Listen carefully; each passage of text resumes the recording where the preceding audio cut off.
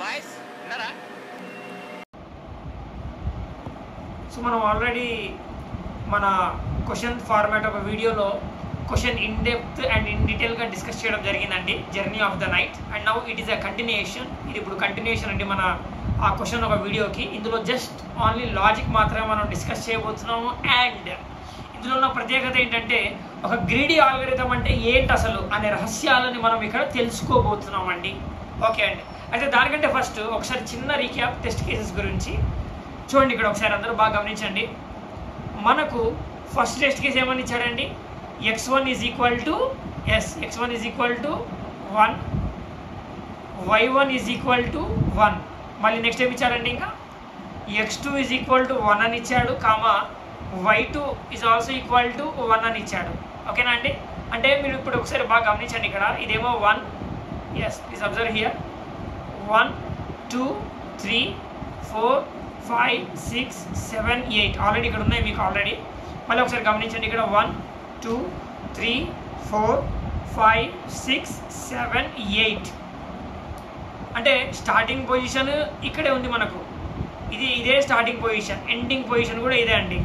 Getting my point? Starting position ఇదే, ending position ఇదే. ఎందుకంటే నేను ఇప్పుడు ఇక్కడ నుంచి బాగా గమనించండి, ఫస్ట్ పొజిషన్ ఇక్కడికి వస్తే ఒకవేళ ఫస్ట్ పొజిషన్ కనుక ఇక్కడికి వచ్చాను అనుకోండి, నెక్స్ట్ ఈజీగా నేను ఫస్ట్ పొజిషన్ ఇక్కడికి వచ్చినా కాబట్టి సెకండ్ పొజిషన్ మళ్ళీ వెనకాలకి వెళ్ళగలుగుతాను.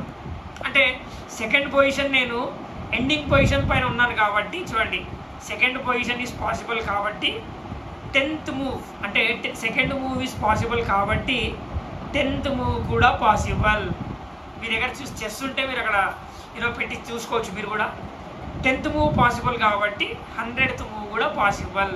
ఓకేనా అండి? ఎందుకంటే 10th move possible, 20th move possible, 30th move possible, 40th move possible, 50th move possible, 60th move possible, so on and so fourth 100th move కూడా పాసిబుల్ మనకు. ఓకేనా అండి? ఎస్. అండ్ నౌ ఇది first test case కాబట్టి అంటే మనం x1, y1 నుంచి 100 మూవ్స్లో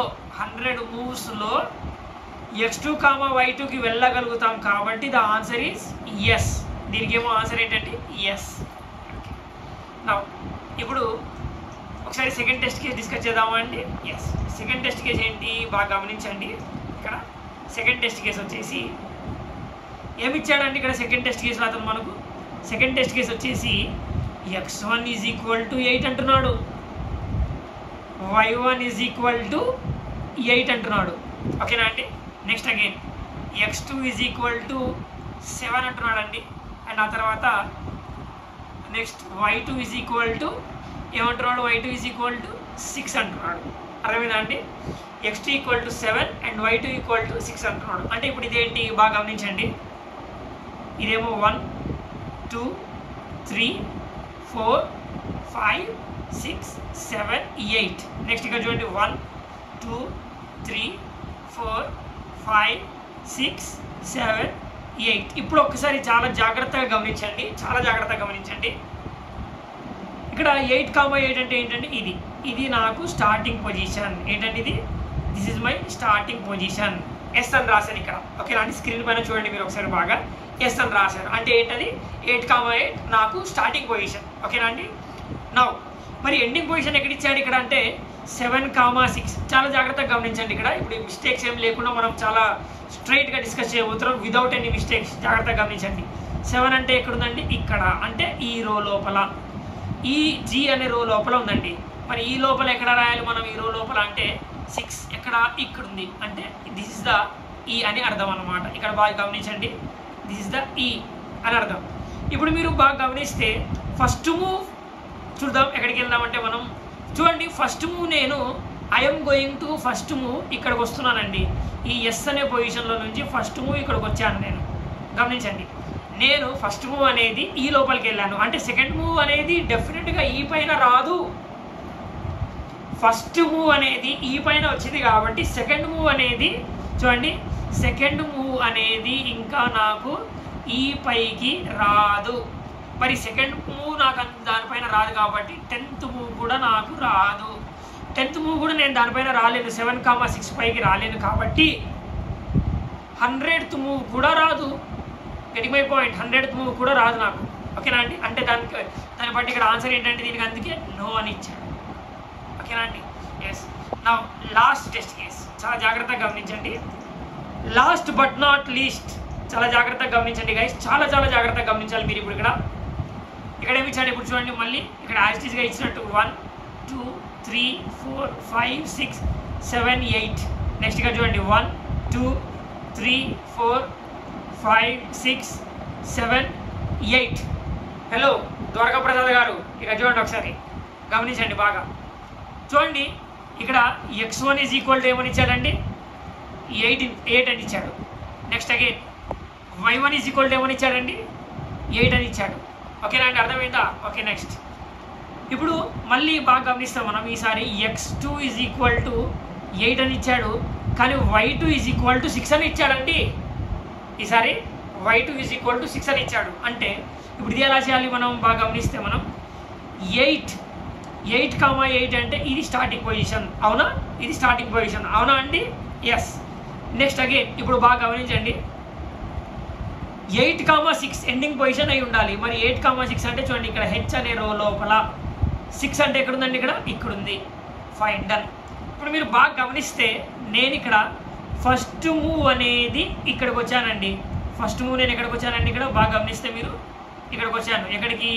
ఇప్పుడు 8,8లో నుంచి ఫస్ట్ మూవ్ ఎక్కడికి వచ్చాను నేను బాగా గమనిస్తే 6,7కి వచ్చాను ఫస్ట్ మూవ్. మరి ఇప్పుడు 6,7 నుంచి ఎక్కడికి వెళ్తున్నానండి నేను? 6,7 నుంచి ఎక్కడికి వెళ్తున్నాను బాగా గమనించండి. From here I'm going to this, ఈ దగ్గరికి వెళ్తున్నాను, విచ్ ఇస్ నాకు 8,6. అంటే ఇదే నా ఈ. అంటే ఇక్కడ మీరు బాగా గమనించండి, ఇదేమో ఫస్ట్ మూవ్, నెక్స్ట్ ఇదేమో సెకండ్ మూవ్. అంటే it means what? It's clear, second మూవ్కి నేను వెళ్ళగలుగుతున్నాను ఎండింగ్ పొజిషన్ దగ్గరికి, అవునా?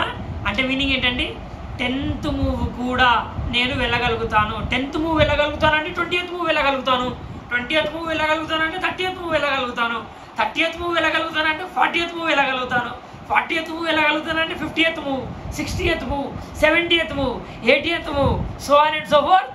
Very good, excellent, very good. 100th move కూడా నేను అక్కడికి వెళ్ళగలుగుతానని అర్థం. అండ్ చూడండి చాలా సింపుల్ ఇది. చెస్ ఆడడం రాకపోయినా అవసరమే లేదు ఈ క్వశ్చన్ సాల్వ్ చేయాలంటే, నన్ను నమ్మండి. ఓకేనండి. ఎస్. నా ప్లీజ్ ఒకసారి బాగా గమనించండి. ఇక్కడ చాలా శ్రద్ధగా గమనించాలి మీరు, ఇక్కడ చాలా శ్రద్ధగా గమనించాలి. ఇప్పుడు these are the 3 test cases we have discussed. 3 test cases మనం ఇప్పుడు ఇక్కడ డిస్కస్ చేసామండి. అయితే మీరు బాగా గమనించండి. ఇప్పుడు ఇక్కడ మన ఫస్ట్ టెస్ట్ కేసు ఏంటండి, 1 అని ఇచ్చాడు, ఎస్ అని ఇచ్చాడు. మరి నాకు సెకండ్ టెస్ట్ కేసు ఏంటండి బాగా గమనిస్తే 8 7 6 అని ఇచ్చాడు, నో అని ఇచ్చాడు, అవునా అండి? Next again third test case బాగా గమనించండి, 8 6 అని ఇచ్చాడు, ఎస్ అని ఇచ్చాడు. ఇప్పుడు నేనేమంటానంటే ఈ ప్రాబ్లం స్టేట్మెంట్ ఏదైతే ఉందో, ఈ ప్రాబ్లం స్టేట్మెంట్ ఏదైతే ఉందో దీనికి ఇప్పుడు మనం లాజిక్ ఆలోచించాలి, అవునా? దీనికి మనం లాజిక్ ఆలోచించాలి. నేనేమంటానంటే అండి, దీనికి మనము బ్రూట్ ఫోర్స్ అప్రోచ్, అంటే brute force approach. First of all A logic అయినా కానీ చూడండి, ప్రాబ్లమ్ సాల్వింగ్లో ఒక లాజిక్ బిల్డింగ్ చేయడంలో ఒక రహస్యం అనేది నేను మీకు చెప్పబోతున్నాను. ఫస్ట్ ఆఫ్ ఆల్ ఎప్పటికైనా కానీ మనం బ్రూట్ ఫోర్స్ అప్రోచ్ ఆలోచించాలి. ఐ రిపీట్, ఎప్పటికైనా కానీ ఏం ఆలోచించాలి? బ్రూట్ ఫోర్స్ అప్రోచ్ ఆలోచించాలి. బ్రూట్ ఫోర్స్ అప్రోచ్ ఆలోచిస్తున్నప్పుడు, ఓకేనా అండి, బ్రూట్ ఫోర్స్ అప్రోచ్ ఆలోచిస్తున్నప్పుడు ఒకవేళ మనకు TLE అని వచ్చిందంటే మన కోడ్ని ఆప్టిమైజ్ చేయడానికి ట్రై చేయాలి. ఇదొక ఎత్తు. కానీ ఇప్పుడు మన ప్రాబ్లం స్టేట్మెంట్ బ్రూట్ ఫోర్స్కి సంబంధించింది కాదు. బ్రూట్ ఫోర్స్ అంటే ఏంటి సార్? వినండి ఒకసారి బాగా. బ్రూట్ ఫోర్స్ అంటే ఉన్న పరంగా ఒక క్వశ్చన్ని చూసిన వెంటనే మన మనసులో వచ్చే ఆన్సర్, ఉన్న పరంగా ఒక క్వశ్చన్ని చూసిన వెంటనే మనకు మైండ్లో అంటే బై డిఫాల్ట్ వస్తుంది ఏంటి, అన్ని ఫర్ లూప్లు వాడదామా అనిపిస్తుంది.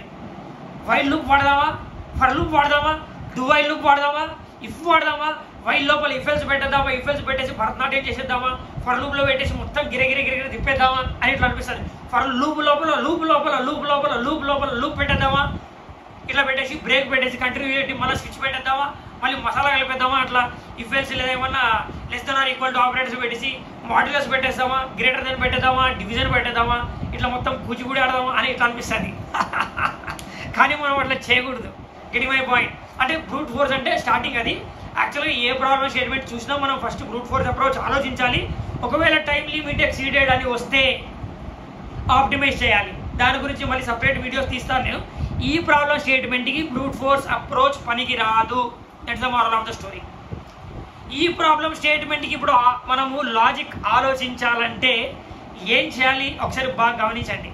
ఈ ప్రాబ్లమ్ స్టేట్మెంట్కి మనం ఇప్పుడు లాజిక్ ఆలోచించాలంటే మీరు ఒకసారి బాగా గమనిస్తే మనము ఇక్కడ ఒక వేమన పద్యం వినాలి ఫస్ట్ ఆఫ్ ఆల్. ఓకేనా అండి? ఏంటి వేమన పద్యం? ఏంటి మన వేమన పద్యం అంటే, గంగి గోవు పాలు గరిటెడైన చాలు. ఐ రిపీట్, గంగి గోవు పాలు గరిటెడైన చాలు, కడివేడైన నేమి కరము పాలు, కడివేడైన నేమి కరము పాలు, భక్తి కలుగు కూడు పట్టెడైన చాలు, భక్తి కలుగు కూడు పట్టెడైన చాలు, విశ్వదాభిరామ వినురవేమ, విశ్వదాభిరామ వినురవేమ. ఓకేనా అండి? అంటే ఏంటి, మీరు మనస్ఫూర్తిగా చిన్న పని చేసినా, ఫోకస్డ్గా చేసినా చాలు, that is more than enough అని వేమన గారు అప్పట్లోనే చెప్పాడు. అది మన తెలుగు భాషలో ఉండే ఇంపార్టెన్స్, సామర్థ్యం. యునో వాట్, అది ఒక అందులో ఉన్న మీనింగ్ మీరు బాగా మనసులో పెట్టుకున్నారంటే డెఫినెట్గా మీరు కోడింగ్లో మాత్రం ఈజీగా షైన్ అవ్వగలుగుతారు. That is guaranteed. వేమన పద్యాలు కొన్ని మీకు తెలిసి ఉండాలి మీనింగ్ ఏంటండి. మీరు బాగా గమనిస్తే ఇందాక నేను మీకు ఏదైతే చెప్పానో పద్యము, ఆ పద్యానికి మీనింగ్ ఏంటండి, కొంచెం మీరు ఇప్పుడు ఈ వీడియోలో నేను ఏదైతే మీకు చెప్పబోతున్నానో కొంచెం మీరు పద్ధతిగా పర్ఫెక్ట్గా విని దాన్ని కొంచెం విని ఆ కొంచెంని మీరు మళ్ళీ పద్ధతిగా మీరు కొంచెం పాటించారంటే నేను మీకు ఇప్పుడు చెప్పబోయే techniques and secrets and tricks and టెక్నిక్స్ని మీరు ఈజీగా షైన్ అవుతారు. You will build a fortune అని నేను మీకు చెప్తున్నాను. రైట్. నౌ నెక్స్ట్ వచ్చేసి ఏంటండి, గ్రీడీ. సో ఈ వీడియో అనేది మీరు బాగా గమనిస్తే ఈ వీడియో సిరీస్ అనేది మనకు దేనికి సంబంధించింది, గ్రీడీ అప్రోచ్, గ్రీడీ ఆల్గరిథం, వాటికి సంబంధించింది ఇది. Get my point. సో ఒక గ్రీడీ ఆల్గరిథం అంటే ఏంటి, గ్రీడీ అప్రోచ్ అంటే ఏంటి, సుత్తి లేకుండా చెప్తాను వినండి. ఈ ప్రాబ్లమ్ స్టేట్మెంట్ని మనం గ్రీడీ ఆల్గరిథం యూజ్ చేసి సాల్వ్ చేయాలి. Get my point. గ్రీడీ ఆల్గరిథంలు కూడా ఒకసారి పనికి రావు. ఓకేనా అండి? కానీ ఇప్పుడు ఈ ప్రాబ్లమ్ స్టేట్మెంట్ గ్రీడీ ఆల్గరిథంకి సంబంధించింది కాబట్టి మీరు ఒకసారి బాగా గమనించండి. ఈ ప్రాబ్లమ్ స్టేట్మెంటే కాదు, ఏ ప్రాబ్లమ్ స్టేట్మెంట్ అయినా కానీ మనం అన్ని విధాలుగా ఆలోచించాలి. బ్రూట్ ఫోర్స్ అంటే ఫస్ట్ ఉన్న పరంగా ఏ ఆలోచన వచ్చిందో అది చూడాలి. అది అట్టర్ ఫ్లాప్ అయింది అనుకోండి, అప్పుడు గ్రీడీ ఆలోచించాలి. ఆ గ్రీడీ ఆల్గరిథం అంటే ఏంటంటే ఏం లేదండి. ఇప్పుడు ఈ టెస్ట్ కేసులు ఉన్నాయా బాగా గమనించండి.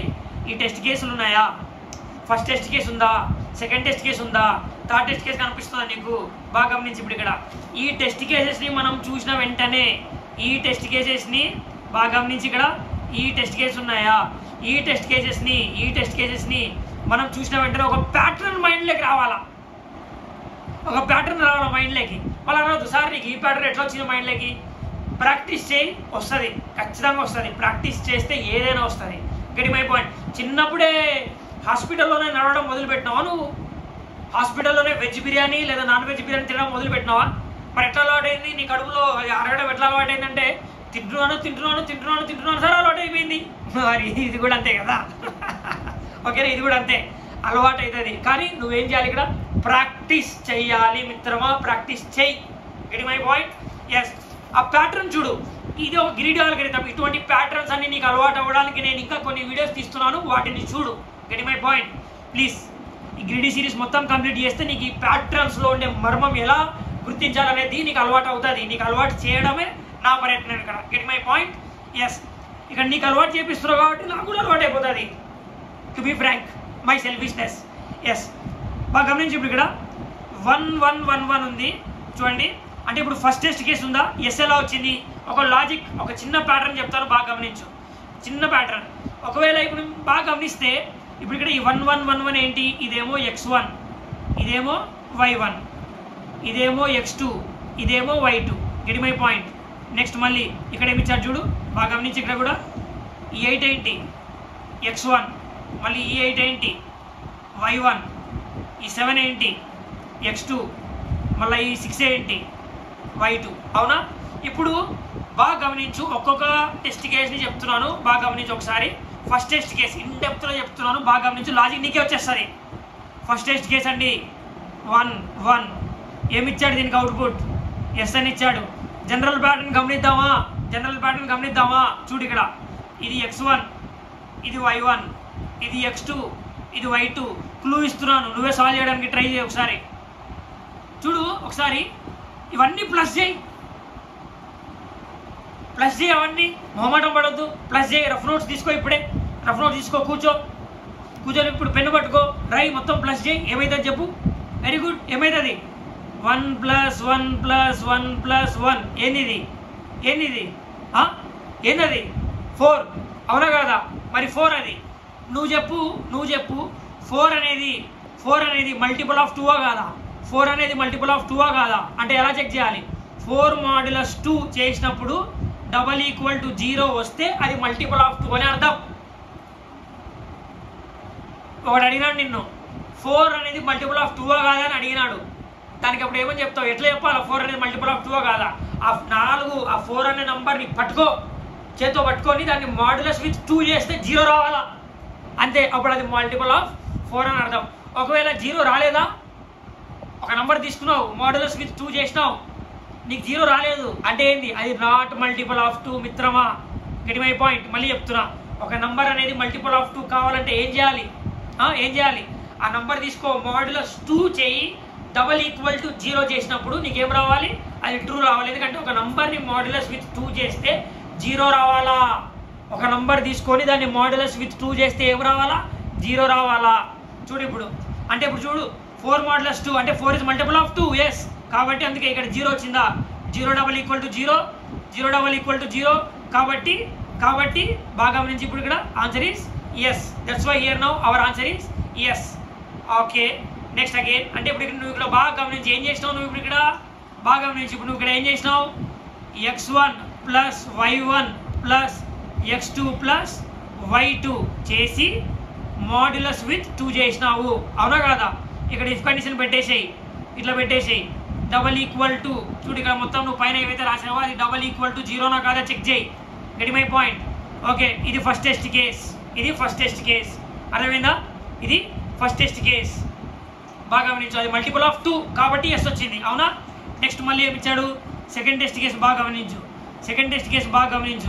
8 8 7 6 మొత్తం ప్లస్ చేయి, ఏమొస్తుంది? 8 + 8 + 7 + 6 చేయి, ఏమొస్తుంది? చూడు 16 వచ్చిందా? 16 + 7 చెప్పు ఎంత? 16 + 7 how much? 16 + 7 is 23. 23 + 6 how much? 29. నువ్వు చెప్పు 29 అనేది మల్టిపుల్ ఆఫ్ 2ఆ? 29 అనేది మల్టిపుల్ ఆఫ్ 2ఆ? కాదు. KAADHU కాదు అంటే ఏంటి? నో అని అర్థం.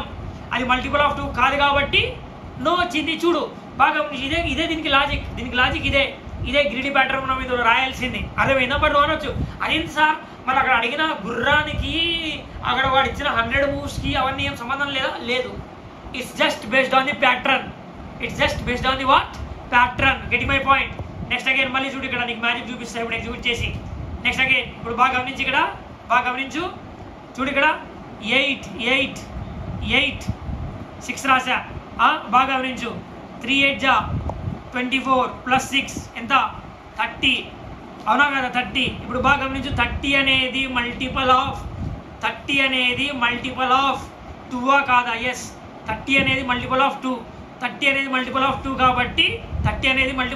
కాబట్టి ఎస్ వచ్చింది. Get my point. 30 అనేది మల్టిపుల్ ఆఫ్ 2 వచ్చింది కాబట్టి ఎస్ వచ్చింది. Is that clear? Yes, very good, excellent. ఇప్పుడు కోడ్ రాస్తున్నాను, ఒకసారి బాగా గమనించు. చూడు ఇక్కడ హ్యాష్ ఇంక్లూడ్ stdio.h. ఇప్పుడు నేను ఇక్కడ ఇంట్ మెయిన్ అని రాస్తున్నాను. ఇప్పుడు బాగా గమనించు. ఫస్ట్ ఆఫ్ ఆల్ నేను ఇక్కడ ఇన్పుట్స్ రాయాలి కదా, ఇన్పుట్స్ తీసుకోవాలి కదా. సో ఎలా తీసుకోవాలి ఇన్పుట్ అనేది? Scanf %d, $t. Okay, now again while t